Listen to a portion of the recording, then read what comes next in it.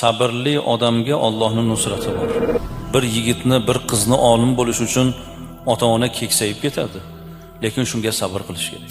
Kamtar bo'lish uchun ham sabr kerak. Isrof qilmaslik uchun ham sabr kerak. Natijasi juda uzoq, lekin ulkan natija bo'lgan yutuqlarga faqatgina sabr bilan erishiladi. Sabri bor odam namoz o'qiydi endi. Besabr odam sabr chidamaydi. Odamni sabrli, besabrligini bir safarga chiqing, keyin bilasiz.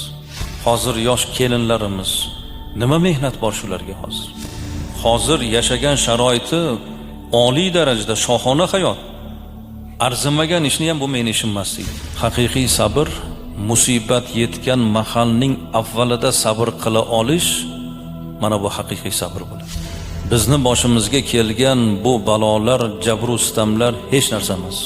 Qaysi biringizni ustingizga namoz o'qiganligingiz uchun axlat og'darilgan? Ayting. O'zini insoniylik hayotidan chiqarib, itga o'xshab yashashni o'rgatadiganlar chiqyapti. Musibat yetgan kishi o'zidan ham qiyin ahvoldagi odamlarning ahvoliga qarash bizni qiyinchiligimizni yengillashtiradi. Ne'matlar haqida gapirish bu shukronadir. Uni gapirmaslik esa noshkurlikdir deb Rasululloh marhamat qilyaptilar.